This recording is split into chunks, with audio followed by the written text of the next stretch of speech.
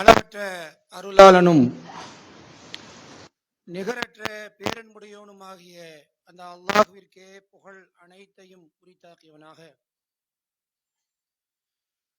வல்ல ரஹ்மானின் சாந்தியும் சமாதானமும் அகிலத்திற்கெல்லாம் அருட்கொடையாய் வந்துதித்த அன்னலம் பெருமானார் ரசூலுல்லாஹி ஸல்லல்லாஹு அலைஹி வஸல்லம் அன்னவர்கள் மீதும்,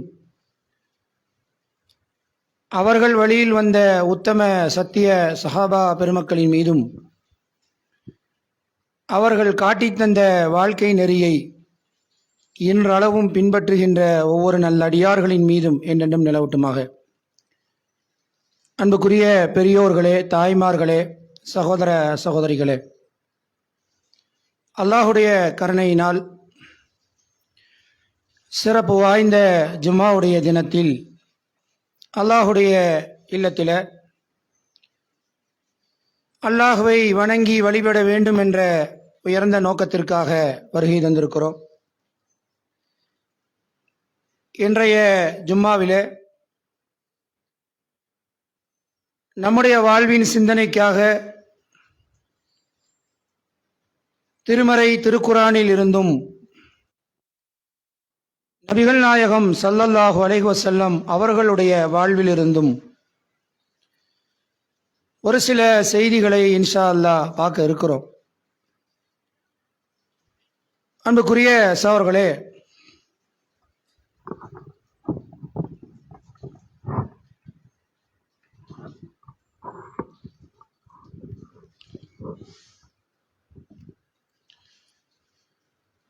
ஒரு சிறப்பான காலகட்டத்தில் நாம் வாழ்ந்து கொண்டிருக்கிறோம்.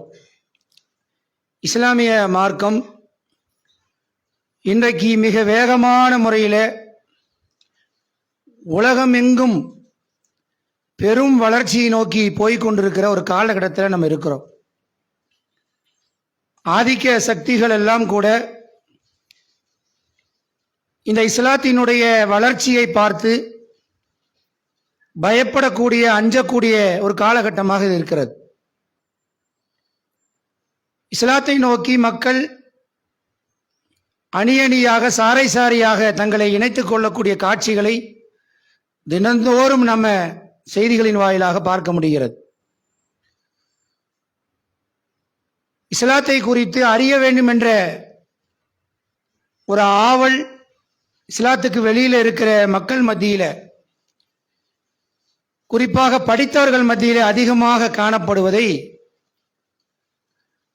நாம் பார்த்து கொண்டிருக்கிறோம்.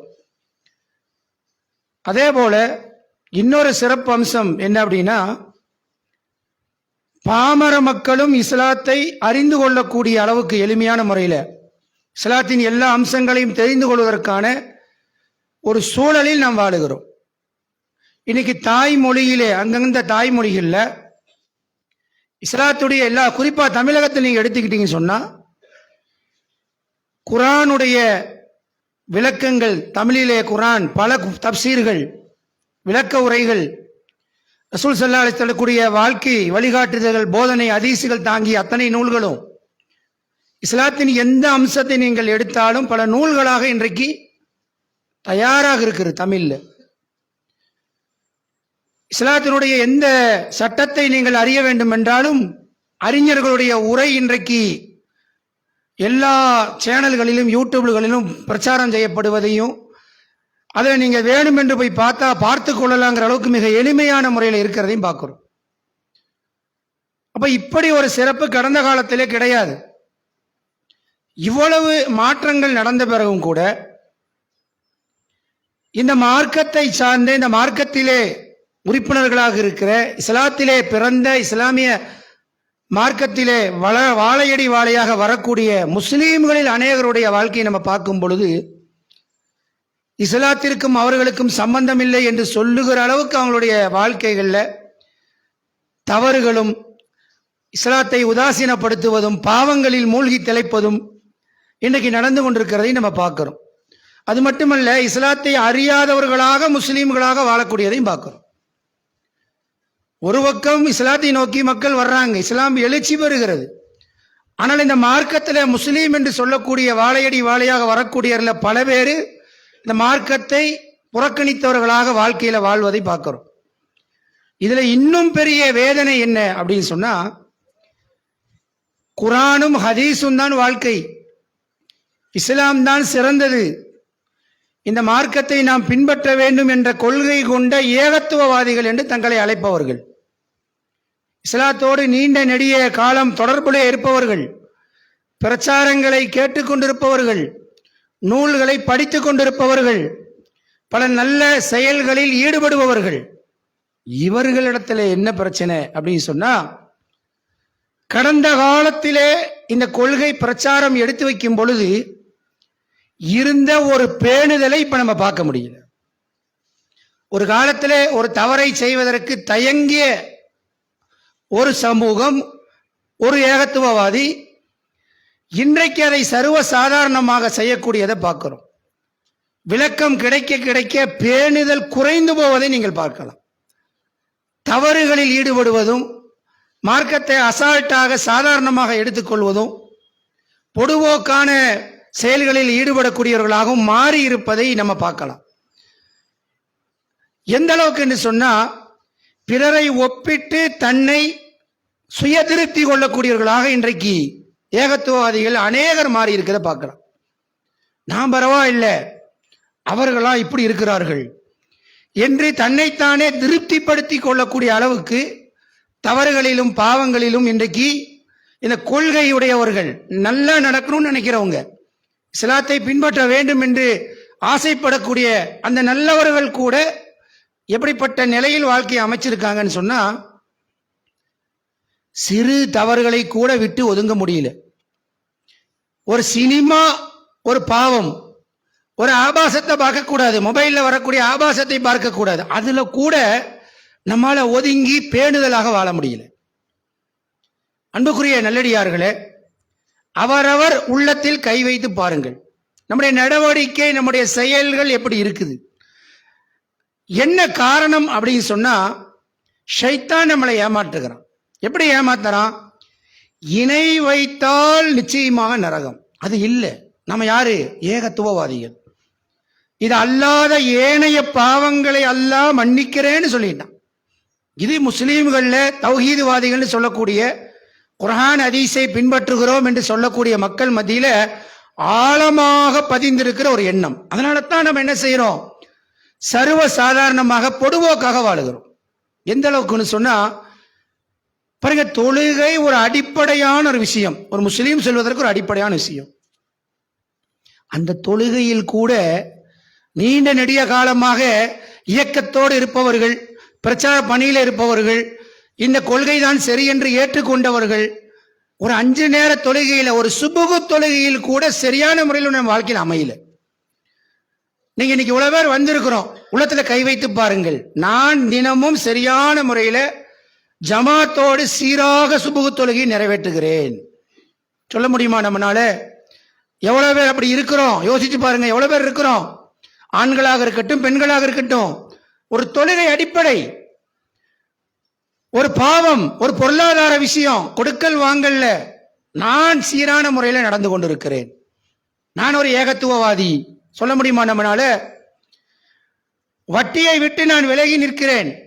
ஆனா என்ன நிலைமை? ஏதாவது காரணம் காட்டி அதை சமாதானப்படுத்தி எனக்கு நானே பதிலை சொல்லி, வேறு வழி இல்லை என்று சொல்லி, அந்த பாவம் தானே, இந்த பாவத்தை தான் நல்லா மன்னிக்க மாட்டான் என்று சொல்லி, இப்படியாக ஒவ்வொரு பாவங்களிலும் தவறுகளிலும் சர்வ சாதாரணமாக உழந்து கொண்டிருக்கிறத பார்க்கிறோம்.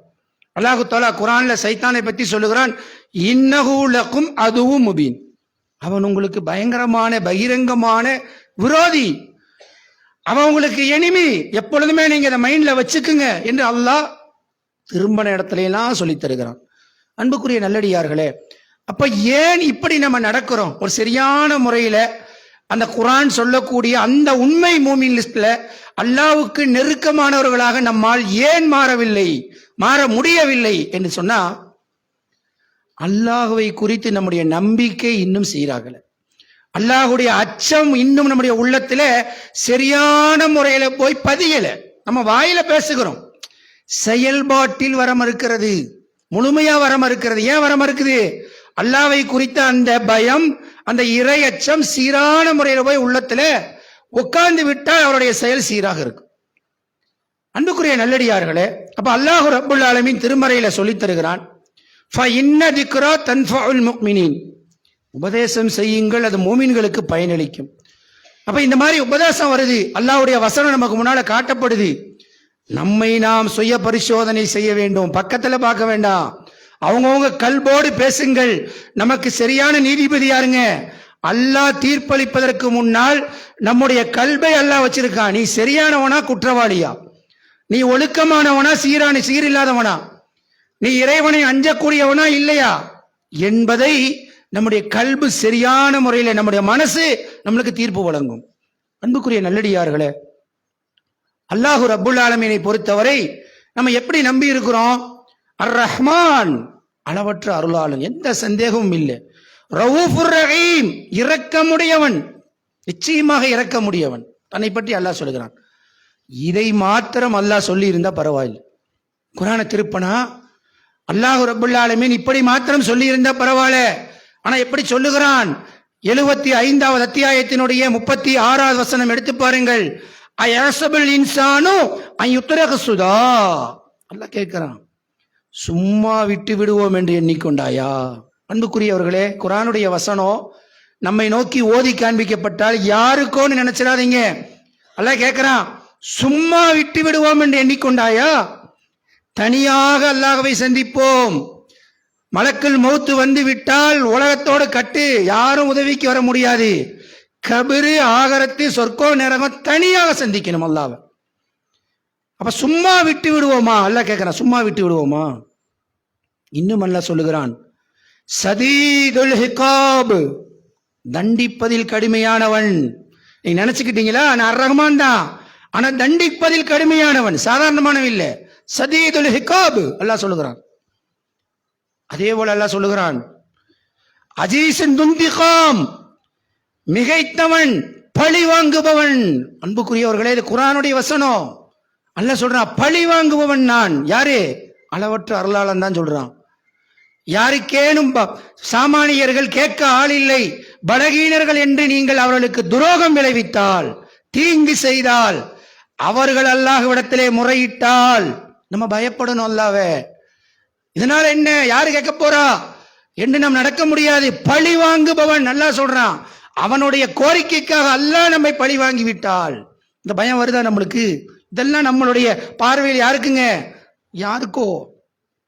இன்னும் முஸ்லீம்களை கேட்டு பாருங்க, உலமாக்கள் சொல்லலாம், அது முஸ்லீம் அல்லாதவர்களுக்கு.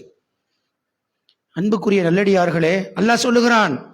அதே போல அல்லாஹ் சொல்லுகிறான், இன்ன பத்ஷ ரப்பிக லஷதீத். அடிக்கடி இமாம்கள் தொழுகையில் ஓதக்கூடிய ஒரு சூரா அது. என்னுடைய பிடி கடுமையானது. அல்லாஹ் பிடிச்சா தாங்க மாட்டோம். அல்லாஹ் பிடிச்சா அப்படிங்கிறது ஒட்டுமொத்தமா நம்மளை அழிப்பது என்று இல்லை. திடீரென நம்முடைய வாழ்க்கையில் அல்லாஹ்வை மறந்து குற்றம் செய்து மார்க்கத்தை பொதுவோக்காக நாம் கடைபிடிக்கிற நேரத்தில் நம்முடைய வாழ்க்கையில் ஒரு நோயை அல்லாஹ் கொடுத்து விட்டால், நமக்கு நெருக்கமானவர்களுக்கு ஒரு நோயை குடும்பத்தில் ஏற்படுத்தி விட்டால் நம்முடைய வாழ்க்கை அவ்வளவுதான். நம்முடைய சந்தோஷங்கள், மகிழ்ச்சிகள் நம்மை விட்டு காணா போய்விடும். பொருளாதாரத்தில் நம்மை அல்லாஹ் பிடித்து விட்டால், எவ்வளவு பேரை பார்க்கிறோம், நம்ம நல்லா வாழ்ந்த குடும்பம், நம்மளே பேசுறோம், நல்லா இருந்தவங்க இன்னைக்கு அவ்வளவு கஷ்டப்படுறாங்க. இப்ப இந்த பயம் நமக்கு வரமாட்டேங்குது, இந்த எண்ணம் நமக்கு வரமாட்டேங்குது. இதுக்கு ஏன் வரமாட்டேங்குது? நாங்கள் நல்லவர்கள் என்று நாமளே சர்டிபிகேட் கொடுத்துக்கிறோம். அந்த உள்ளார்ந்த பயம், அல்லாஹ்வை குறித்த அச்சம் வரமாட்டேங்குது. அன்புக்குரியவர்களே, இன்னும் அல்லாஹ் சொல்றான், குல் சீரு ஃபில் அர்லி ஃபன்லுரு கைஃப கான ஆகிபத்துல் முகத்திபீன். நீங்க போங்க, பூமியில டூர் போங்க, அல்லாஹ் சொல்றான். போய் பாருங்கள் குற்றவாளிகளுடைய முடிவெல்லாம் என்ன ஆச்சுன்னு பாருங்க. ஆது, சமூது, லூத் அலைஹிஸ்ஸலாம், நூஹ் அலைஹிஸ்ஸலாம் சமூகம், ஃபிரௌன், மத்தியன் வாசிகள், தோப்பு வாசிகள், குர்ஆன் நெடுக அல்லாஹ் சொல்லி காட்டுகிறான். இவங்களோட கதியெல்லாம் என்ன ஆச்சு? குற்றம் செஞ்சாங்க. இப்ப பார்த்தோமா இல்லைங்களா? இப்ப பார்த்த நம்ம, எங்களை வெல்பவர்கள் யார்? நாங்களா பாதுகாப்பாக இருக்கிறோம். கொக்கரிச்சான், காசாவை நரகமாக ஆக்குவேன். இன்னைக்கு என்ன நிலைமை பாத்தீங்களா?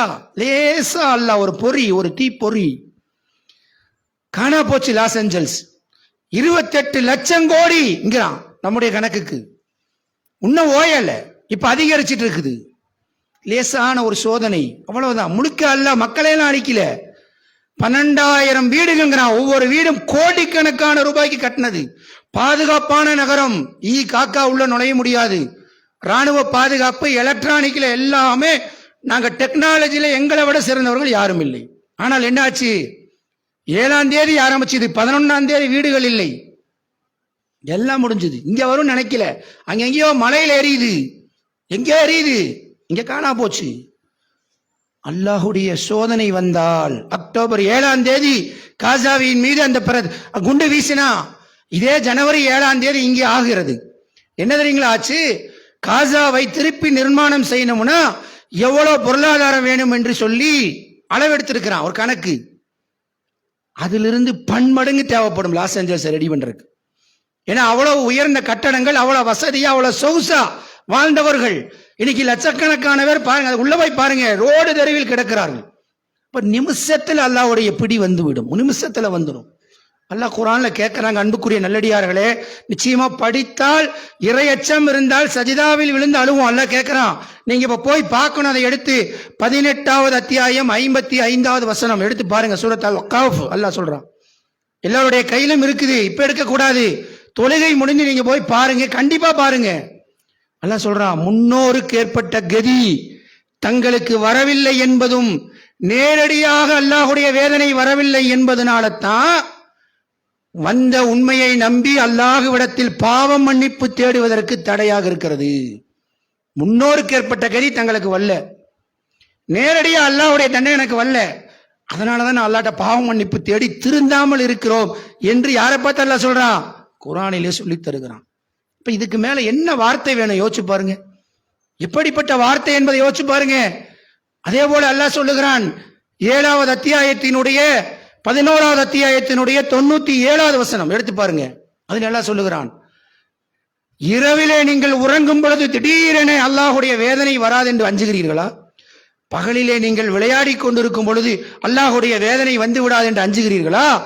தைரியமா இருக்கிறீங்களா என்று அல்லாஹ் குர்ஆன்ல கேட்கிறான். யாரை கேட்கிறான்? ஆடு மாடுகளை பார்த்தா கேட்கிறான். எல்லாம் மனிதர்கள், குற்றவாளிகள், அல்லாஹ்வை மறந்து அல்லாஹ்வுடைய மார்க்கத்தில் பொடுபோக்கா இருக்கிற ஒவ்வொருவருக்குமான செய்தி இது. அன்புக்குரிய நல்லடியார்களே, இப்ப இவ்வளவு செய்திகளை அல்லாஹ் சொல்றான். நம்முடைய உள்ளத்துல சைத்தான் எடுத்து காட்டுவதெல்லாம் என்ன? இதெல்லாம் பாவிகளுக்கு. ஆனா அப்படி இல்லை. ஏன் அப்படி இல்லை? நம்ம இணை வைத்தவரை மற்றவரை மன்னிப்பேன் அல்லாஹ் சொல்லிட்டு அதோட விட்டுருந்தா பரவாயில்ல. கு அன்புசக்கும் அகலிக்கும் நாராங்க. யா அய்யுஹல்லதீன ஆமனு, அப்துல் காதரே, இப்ராஹிமே, பாத்திமாக்களே, ஆயிஷாக்களே என்று அல்லாஹ் அழைத்து சொல்லுகிறான். உங்களை காப்பாத்திக்கிங்க, உங்க குடும்பத்தை காப்பாத்திங்க. எதை விட்டு? நரகத்தை விட்டு. ஏன்? வகூது ஹன்னாஸ் வல் ஹிஜாரா, அதுக்கு எது தெரியுமா பெட்ரோலு, அதுக்கு எது தெரியுமா கேஸ்? கல்லும் மனிதனும் தான். கல்லு மனுஷ ஜின்னு. எரியறக்கு நெருப்பறியறக்கு எதுங்க பொருள்? விறகு. மனுஷனும் கல்லுங்கிறான் அல்லாஹ். உங்களை காப்பாத்திங்க. யார சொல்றான்? ராமசாமி கூப்பிட்டு, டேவிட்ட கூப்பிட்டு சொல்றானா, யா அய்யுஹல்லதீன ஆமனு, யாரு? நம்ம தான். அப்ப தனியா நீ பிரிச்சு அல்லாஹ் சொல்றானே, உன்னை காப்பாத்திக்கோ, உன் குடும்பத்தையும் காப்பாத்திக்கோ. அப்ப காப்பாத்திக்கோ அப்படின்னா என்ன அர்த்தங்க? காப்பாற்றும் நிலையில் நாம வாழும் பொழுதே இருக்கணும், செயல்பாட்டில் இருக்கணும், சீராக இருக்கணும். அந்த சீர் 25 வருஷ பிரச்சாரத்துக்கு பின்னாடியும் வரவில்லை. 10 ஆண்டு காலம் குர்ஆனோடு தொடர்பாயும் அந்த முழுமையான அந்த ஒரு ஒழுங்கு நம்மிடத்துல வரவில்லை. பல பயான்களை கேட்கிறோம், பல செய்திகளை படிக்கிறோம், பல பேத்துக்கு காலையில் எந்திரிச்சு 10 வசனத்தை ஃபார்வேர்டு பண்றோம், ஹதீஸ் எடுத்து 4 பேத்துக்கு அனுப்புறோம். ஏன் வாழ்க்கையில வரமாட்டேங்குது? எங்கிட்ட இன்னும் அடிப்படை விஷயத்துல கூட ஒரு சீர் வர மாட்டேங்குது, பேச்சில தெளிவு வர மாட்டேங்குது, ஒரு பார்வையிலே ஒரு ஒழுங்கு வர மாட்டேங்குது, ஒரு பண்பிலே நல்ல பண்பு வர மாட்டேங்குது, பிறரை பற்றி பேசுவதிலே ஒரு கவனம் வர மாட்டேங்குது. வருதா இல்லைங்களா? யோசிச்சு பாருங்க. அப்படி இருக்கிறோமா இல்லையா? இல்லைங்க, இதெல்லாம் யாருக்கோ சொல்ல வேண்டியது எங்களுக்கு சொல்லுகிறீர்களா என்று நாம் எல்லோரும் சொல்ல முடியுமா? யோசிச்சு பாருங்க, சொல்ல முடியுமா? அன்புக்குரிய நல்லடியார்களே, அப்ப யோசித்து பாருங்கள். அல்லாஹ் இப்படி சொல்லி காட்டுகிறான். யாரெல்லாம் பயந்தாங்க அல்லாஹ்வை? அல்லாஹ் குர்ஆன்ல சொல்றான், மலக்குகளும் அவனுடைய அந்த இடி இடிக்கிற சொல்லிட்டு அல்லாஹ் இடியும் அவன் புகழ் பாடுகிறதுன்னு சொல்லிவிட்டு மலக்குகளும் அவனை அஞ்சுகிறார்கள். 7வது அத்தியாயம் நீங்க போய் பார்க்கலாம். மலக்குகளை கூப்பிட்டு அல்லாஹ் சொன்னா எல்லாத்துக்கும் தெரியும், எல்கேஜி பாடம் இது. ஆதம் அலைஹிஸ்ஸலாத்தை படைக்க போறேன், மனுஷரை படைக்கிறேன், யா அல்லாஹ் ரத்தத்தை ஓட்டுவாங்க, இவர்களையா படைக்கிறாய்? அல்லாஹ் என்ன செஞ்சா? படைச்சிட்டு இதுக்கெல்லாம் பேரை சொல்லுங்க, ஆதம் அலைஹிஸ்ஸலாத்துக்கு சொல்லுங்க. இவங்களுக்கு தெரியல. ஆதம் அலைஹிஸ்ஸலாத்தை அல்லாஹ் சொல்ல வைக்கிறான். மலக்குகள் சொன்னாங்க, காலு சுபஹானக லா இல்ம லனா இல்லா மா அல்லம்தனா இன்னக அன்தல் ஹலீமுல் ஹகீம். யா அல்லாஹ் மன்னிச்சுக்கோ யா அல்லாஹ். அதுக்கு அர்த்தம் என்னங்க? நீ சுபஹானல்லாஹ், நீ தூய்மையானவன் ரப்பே, நாங்க சரணடைகிறோம், நாங்க தெரியாம சொல்லிட்டோம், என்ன சொல்லி கொடுத்தியா அதை தவிர எங்களுக்கு தெரியாது. யார் சொல்றா? மலக்குகள் அல்லாஹ்வை அஞ்சுகிறார்.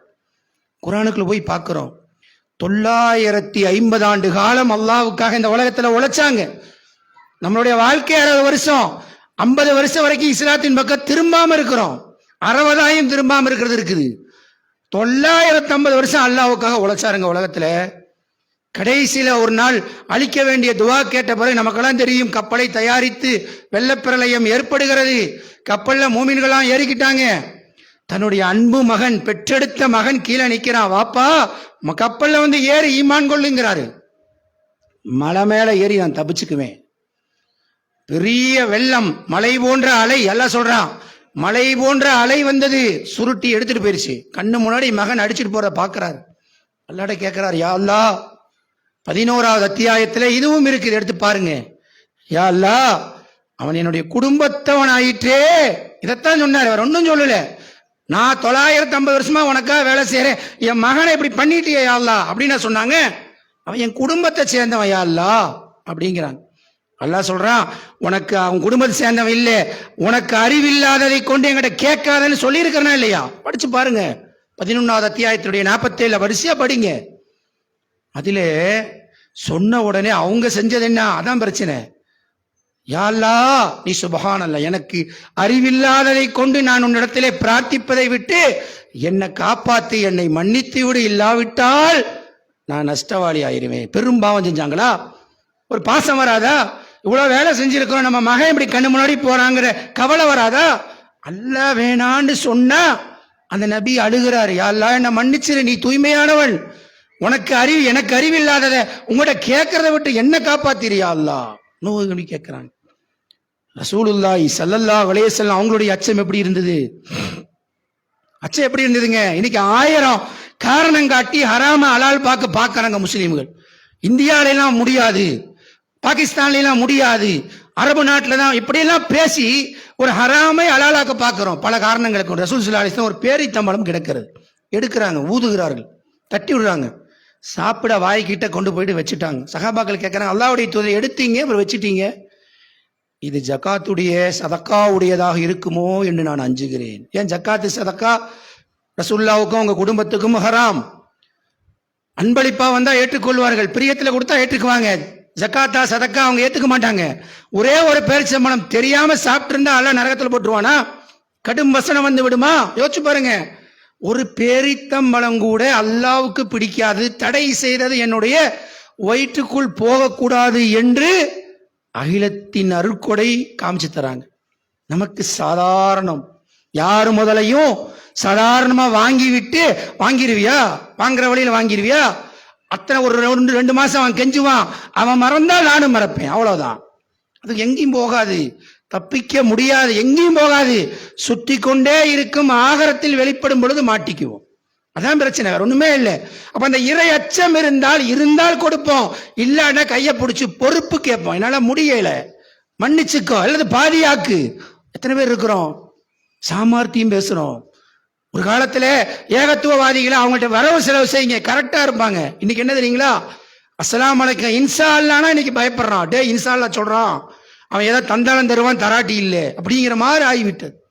இப்ப இருக்கா இல்லையா? யோசிச்சு பாருங்க. இப்ப இவைகள் எல்லாம் நம்முடைய நடவடிக்கைகள் பார்க்கிறோம். ரசூல் ஸல்லல்லாஹு அலைஹி வஸல்லம் மேகம் திரளுதுங்க, இதுக்கும் அதுக்கும் நடக்கிறாங்க. அன்னை ஆயிஷா ரலியல்லாஹு அன்ஹா கேட்கிறாங்க, அல்லாஹ்வுடைய தூதரே ஏன் இப்படி நடக்கிறீங்க? ரசூலுல்லாஹ் சொல்றாங்க, மேகம்தான் இதற்கு முன்னால் வாழ்ந்த சமூகங்கள் அழிக்கப்படும் பொழுது திரண்டது. அவங்க எல்லாம் மழையை நினைச்சாங்க, அழிஞ்சு போனாங்க. அல்லாஹ் மேகத்தை திரட்டுகிறானே என்று பயப்படுறாங்க. அல்லாஹ் அப்படி செஞ்சா யாரு கேட்க முடியும்? குர்ஆன் எடுத்து பாருங்க, 5வது அத்தியாயத்தில் அல்லாஹ் கேட்கிறான், ஈசா மரியமுடைய மகன் ஈசாவையும் மரியமையும் உலகத்தில் உள்ள அனைவரையும் அல்லாஹ் அழிக்க நாடினால் யாரா என்கிட்ட வந்து கேள்வி கேட்பீங்க? அல்லாஹ்வுடைய வல்லமை சொல்றான், யார் என்கிட்ட கேள்வி கேட்க முடியும்? ஈசா நபி வணங்குறியா நீ? அவர் தான் கடவுள்ங்கிறியா? அவரையும் அவருடைய தாயாரையும் உலகத்தில் இருக்கிற எல்லாத்தையும் காலி பண்ணனா யார் எங்கிட்ட கேள்வி கேட்க முடியும்? அல்லாஹ்வுடைய வல்லமை விளங்குதா? பயப்படுறாங்க ரசூல்லா. மேகம்தான் திரளுது, அல்லாஹ் கோவப்பட்டுட்டா என்ன செய்யறது? பயப்படுறாங்க. இது ரசூல்லாவுடைய வாடிக்கை. ஒரு நாளைக்கு நான் 100 முறை பாவ மன்னிப்பு தேடுகிறேங்கிறாங்க. ஏதாச்சும் இதை மீறி தப்பு நடந்திருக்குமா, பாவ மன்னிப்பு தேடுறேங்கிறாங்க. நம்ம என்னங்க செய்யறோம்? அப்ப நம்மளுடைய வாழ்க்கையில அந்த உண்மை பயம் நம்மள்ட்ட இருக்கான்னு பாருங்க. பயம் இல்லையில நம்ம சொல்ல முடியாது. நம்மளாம் ஆண்டவனை இறைவனை பயப்படாதவர்கள்னு சொல்ல முடியுமா? சொல்ல முடியாது. அந்த உண்மையான பயம் நம்மள்ட்ட உள்ளத்துல வந்து பதிஞ்சிருக்கா? அதான் கேள்வி. ரசூல் ஸல்லல்லாஹு அலைஹி வஸல்லம் வர்றாங்க, சஹாபாக்கள் எல்லாம் சிரித்து கொண்டிருக்கிறார்கள். பார்க்கறாங்க, ஏதோ அவங்களுக்கு செய்தி கிடைக்குது. சொல்றாங்க, தோழர்களே, நான் அறிவதை நீங்கள் அறிந்தால் அதிகமாக அழுவீர்கள், குறைவாக சிரிப்பீர்கள். ஹதீஸ பார்க்கிறோம், அழுகும் குரல் கேட்டது, சஹாபாக்கள் அழுகிறார்கள்ங்கிறாங்க. இதுக்கெல்லாம் என்ன அர்த்தம்னா, எப்ப பார்த்தாலும் சோகமாரின்னு அர்த்தம் இல்ல.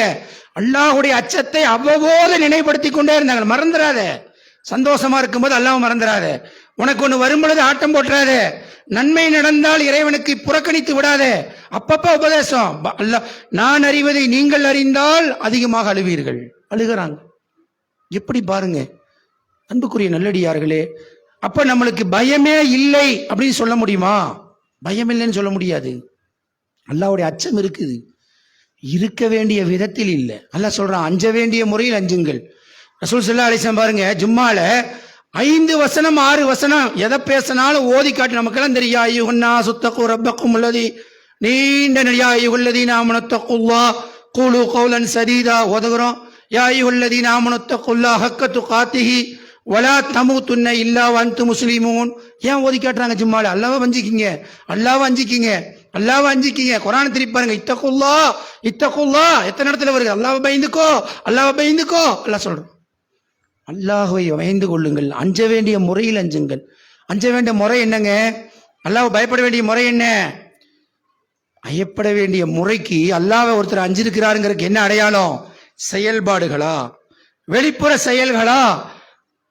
அச்சம் என்பது எதோட சம்பந்தப்பட்டது? அல்லாஹ் குர்ஆன்ல சொல்றான், நமக்கெல்லாம் தெரியும். சூரத்து ஷம்ஸ்ல அல்லாஹ் சொல்லுகிறான், கத் அஃப்லஹ மன் ஸக்காஹா வ கத் ஹாப மன் தஸ்ஸாஹா. உள்ளத்தை பரிசுத்தப்படுத்தியவர் வெற்றி பெற்று விட்டார், அதை களங்கப்படுத்தியவர் நஷ்டமடைந்து விட்டார். கல்புல இருக்குது. இறையச்சத்துடைய இடம் எங்கீங்க? இறையச்சத்துடைய சிம்மாசனம் எது? கல்பு. அதை சீராக வைத்தால் வெற்றி அடைந்து விட்டார். குர்ஆனுடைய வசனம். இன்னும் அல்லாஹ் சொல்றான் 8வது அத்தியாயத்தினுடைய 2வது வசனம், இன்னமல் முஃமினூன அல்லதீன இதா துக்கிரல்லாஹு வஸீலத் குலூபுஹும் வ இதா துலியத் அலைஹிம் ஆயாத்துஹு ஸாதத்துஹும் ஈமானா. இன்னமல் முஃமினூன அல்லதீன இதா துக்கிரல்லாஹு வஸீலத் குலூபுஹும். அல்லாஹ்வுடைய பெயர் அந்த மூமின்கள் முன்னால் எடுத்து காட்டப்பட்டால், வஸீலத் குலூபுஹும், உள்ளத்தில் அவர்களுக்கு நடுக்கம் ஏற்படும், பயம் வரும். அல்லாஹ் சொல்லுகிறானா, அல்லாஹ் கட்டளையிடுகிறானா, அல்லாஹ் என்னை பார்க்கிறானா, இந்த விஷயத்தில் நான் குற்றம் இழைத்து விட்டேனா என்று அல்லாஹ்னு சொன்னா உள்ளத்துல பயம் வருங்கிற. வருதா? நம்மள்ட்ட சொல்றோம், முஸ்லீம்கள்ட்ட வரும்போது பார்க்கலாம், அதெல்லாம் எங்களுக்கு தெரியும். நீ சரியா? ஒரு தவறை சுட்டி காட்டி பாருங்க. இன்னைக்கு நீ சொல்றது கரெக்டா, சொல்றவனுக்கு இருக்குது, உனக்கு இருக்குதா? உன் குடும்பம் சரியா? நம்ம பயப்பட மாட்டேங்கிறோம். அல்லாஹ்வை நினைவுபடுத்துகிறோமே, அல்லாஹ்வுடைய வசனமாச்சே அப்படிங்கிற பயம் வருதா? நமக்கு வரமாட்டேங்குது. உமர் ரலியல்லாஹு இன்னொரு தோழரும் பேசிக்கிறாங்க, இறையச்சத்திற்கு என்ன அளவுகோல்? அப்ப சொல்றாங்க, ஒரு பாதையின் வழியாக நீங்கள் போறீங்க, முட்களும் கற்களுமா இருக்குது, எப்படி போவீங்க? ஆடை அதில் பட்டு கிழிந்து விடாம பார்த்து பார்த்து காயமாக போய் சேருவீங்களா இல்லையா? அதுதான் இறையச்சம்ங்கிறாங்க. அப்ப வாழ்க்கையில வாழும் பொழுது இது இறைவன் எதை சொல்லி இருக்கிறான், எதை தடுத்து இருக்கிறான், பார்த்து பார்த்து போவது. பார்த்து பார்த்து போக்கணுமா? நியாயப்படுத்துறதுக்கு ஏதாவது வழி இருக்கா? அது செய்யலாம். அவன் வாங்கிட்டு அக்கிரமம், நானெல்லாம் பரவாயில்லை, நம்மெல்லாம் பரவாயில்லை, நம்மளே பேசிக்கணும். நம்மெல்லாம் பரவாயில்லை நம்ம சொல்லக்கூடாது, நம்மை படைத்தவன் சொல்லணும். எப்ப சொல்லணும்? வம்தாஜுல் யௌம அய்யுஹல் முஜ்ரிமூன், பாவிகளே நீங்கள் அந்த பக்கமா போங்கும் போது நல்லவங்களோட நம்ம நிற்கும் பொழுது சொல்லலாம். அதான் டிக்ளேர், இறுதி டிக்ளேர். கூட்டத்தோட கூட்டமா போற மாதிரி ஆயிட்டா என்ன செய்யறது? அப்படிலாம் ஆகாதுங்கிறதுக்கு உத்தரவாதம் இருக்கிறதா? இல்லை ஏதாவது அல்லாஹ் தனியா நமக்கு ஏதாவது சர்டிபிகேட் கொடுத்திருக்கிறானா? குர்ஆன்ல இவ்வளவு வசனம் இன்னைக்கு நம்ம முன்னால ஓதி காண்பிக்கப்பட்டது. மாற வேண்டும். அன்புக்குரிய நல்லடியார்களே, அல்லாஹுடைய எச்சரிக்கைகள்லாம் இன்னும் சொல்றதாக இருந்தா, இறை அச்சத்தினுடைய தெளிவாக குர்ஆன் சொல்லக்கூடிய இறை அச்சம் எதிரீங்களா? இறை அச்சத்தின் உச்சம் மனிதர்கள் எப்படி இருப்பாங்கன்னு சொன்னா, என்னத்தை நீங்க சொன்னாலும் குற்றத்திலும் பாவத்திலும் மார்க்கத்துல பொடுவோக்கா வாழக்கூடிய ஒரு கூட்டம் முஸ்லீம்கள். மற்றவங்களை விட்டுருங்க, தெரியாது அவங்களுக்கு, இந்த செய்தியெல்லாம் போய் கிடைக்கல. இன்னொரு கூட்டம் இருக்கிறோம், அதுலதான் நம்மளா இருக்கோம் மெஜாரிட்டியா. பகிரங்கமாக நாம் சரியான இறையச்சவாதி, பகிரங்கமா இருப்போம். மக்கள் மத்தியிலே நான் சிறந்தவன், இவரு அழைப்பாளர், இவரே ஐவேளை தொழுகைக்கு முன்னால வந்துருவார், சரியான ஒரு தர்மகர்த்தா, சீரா இருப்பார். இது மக்கள் மத்தியில.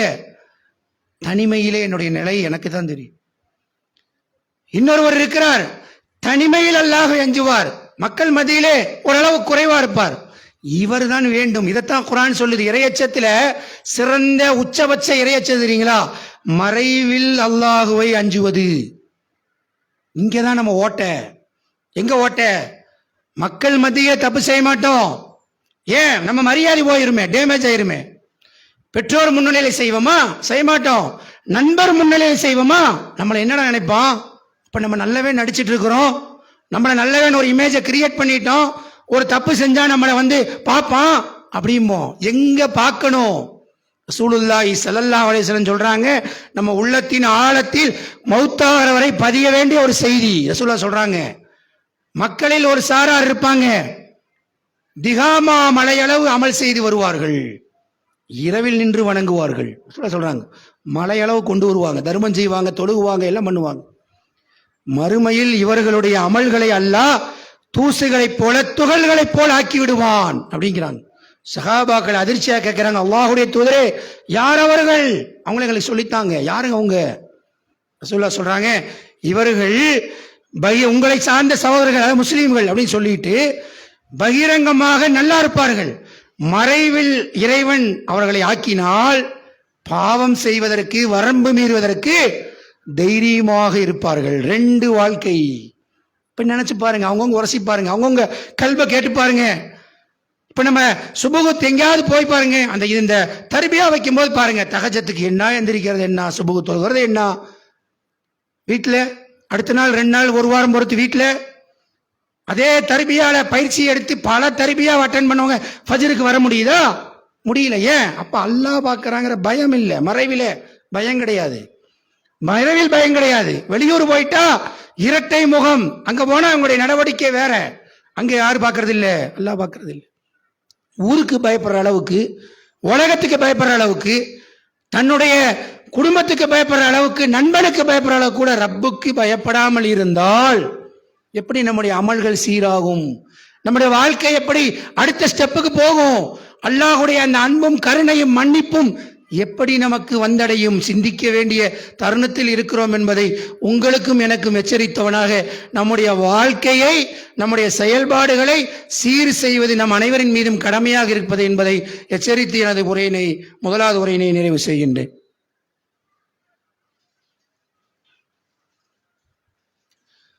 அல்ஹம்துலில்லாஹி ரப்பில் ஆலமீன். அன்புக்குரிய சகோதரர்களே, அல்லாஹுடைய அச்சம் உண்மையான முறையில் வர வேண்டும். குர்ஆன்ல இவ்வளவு எச்சரிக்கைகளும் போதனைகளையும் அல்லாஹ் வச்சிருக்கிறான். இப்ப நம்ம அல்லாஹ்வுடைய அந்த அச்சத்தை சீராக்கணும்னு சொன்னா அல்லாஹ் சொல்லித்தரான். பாவமே செய்யாதவர்களா இருப்பாங்களா மனுஷன்? பாவம் செய்வது மனிதனுடைய இயல்பு. நீங்க 3வது அத்தியாயத்தினுடைய 135வது வசனத்தை எடுத்து பாருங்க. வானம் பூமி அளவுள்ள சொர்க்கத்துக்கு முந்துங்கள் என்று சொல்லிவிட்டு அல்லாஹ் அதுல கேட்டகரி சொல்றான். யார் அவங்க? கோபத்தை மென்று விழுங்குவார்கள், மக்களை மன்னிப்பாங்க, வரிசையா சொல்லிட்டு வரான். ஏழ்மை நிலையிலும் நல்லா இருக்கிற நிலையிலும் அவர்கள் என்ன செய்வாங்க? அல்லாஹ்வுடைய பாதையில் செலவிடுவார்கள். 2வது.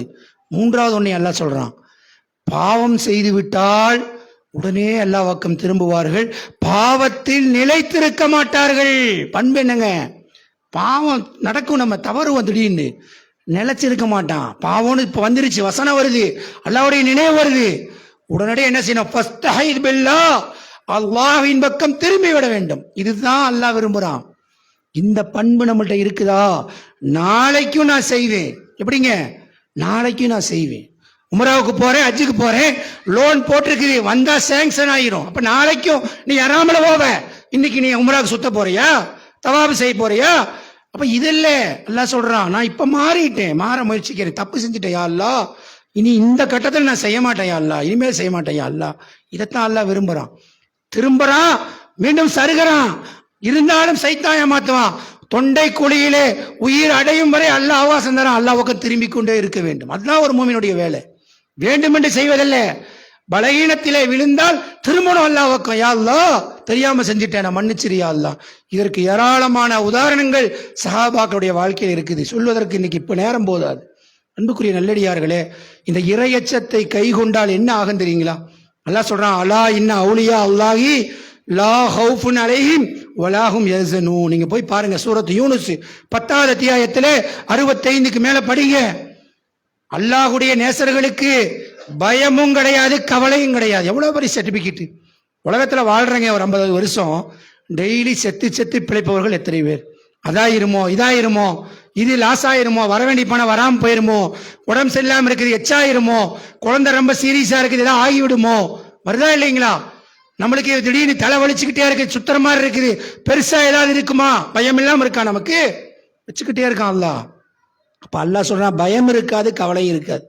ஏன் பயம் இருக்காது, கவலை இருக்காது? அல்லாஹ்வுடைய நேசருக்கு இருக்காது. நேசர் யாரு?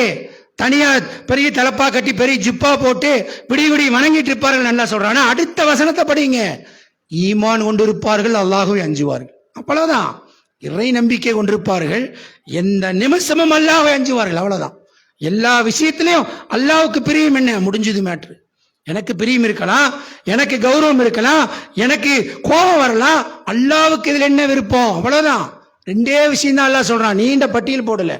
அல்லாஹ்வை பயப்படுவார்கள், இறை நம்பிக்கையாளர்களாக இருப்பார்கள். அவ்வளவுதான். இறை நம்பிக்கையாளர் இருக்கிறோம், அல்லாஹ்வை சரியான முறையில் பயந்தா பயம் இல்லை, கவலை இல்லைங்கிறான். அல்லாஹ் கொடுக்கிற வாக்குறுதி உலகத்துல.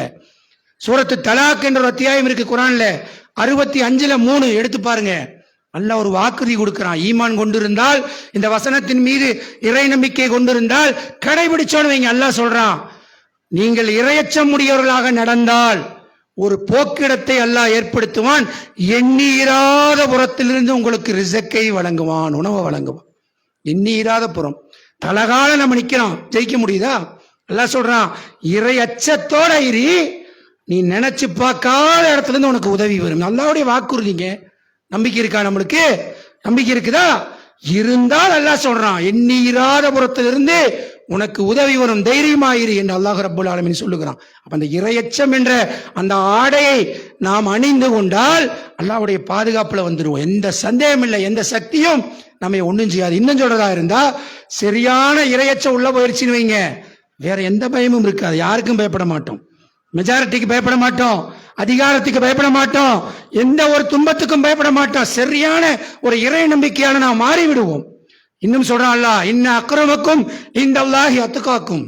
உங்களில் சிறந்தவர் யார் தெரியுமா? அதிகம் படிச்சவன் இல்ல, நிறைய மனப்பாடம் பண்ணவர் இல்ல. சிறந்தவர் யார் தெரியுமா? ரொம்ப காலம் வாழ்பவர் இல்ல. தக்குவா, இறையச்சம் யார்கிட்ட இருக்குதோ அவர் தான் சிறந்தவர். ஒரு கிராமத்தில் இருக்கலாம், பெண்ணா இருக்கலாம், சிறுவராக இருக்கலாம், முதியவராக இருக்கலாம், படித்தவராக இருக்கலாம், படிக்காதவராக இருக்கலாம், இறை அச்சம் இருக்குதா, சரியான முறையில் இருக்குதா, நீ சிறந்தவன் என்று அல்லாஹ் ரப்புல் ஆலமீன் தன்னுடைய படைப்பிலே பிரித்து அல்லாஹ் சொல்வது இறை அச்சத்தை தான் என்பதை நாம் மனதில் கொள்ள வேண்டும். அன்புக்குரிய நல்லடியார்களே, அப்படியானால் நம்முடைய வாழ்க்கையை நம்ம இவ்வளவு கேட்டோம், இதையும் ஒரு செய்தியா இப்படி வாங்கி அப்படி யாருக்காவது ஃபார்வேர்டு பண்ற மாதிரி வெளியேற்றி விட்டோம்னு சொன்னா நம்முடைய வாழ்க்கையில் மாற்றம் நிகழாது. இன்றைக்காவது ஒரு முடிவெடுப்போம், அல்லாஹ்வை உண்மையில் அஞ்சி மாறக்கூடிய நன்மக்களாக மாறணுங்கிற ஒரு உறுதியோடு இந்த ஜும்மாவிலே கலைந்து செல்வோம். சொன்ன வசனங்களை போய் எடுத்து பாருங்க, அப்பதான் மாற்றத்தை கொடுக்கும். கேட்டு போனா பயானா மாறிவிடும். அன்புக்குரிய நல்லடியார்களை, ரசூலுல்லாஹி ஸல்லல்லாஹு அலைஹி சொல்றாங்க, 2 சொட்டு 2 தண்ணீர் அல்லாஹ்வுக்கு மிக விருப்பமானது. ஒன்று என்ன?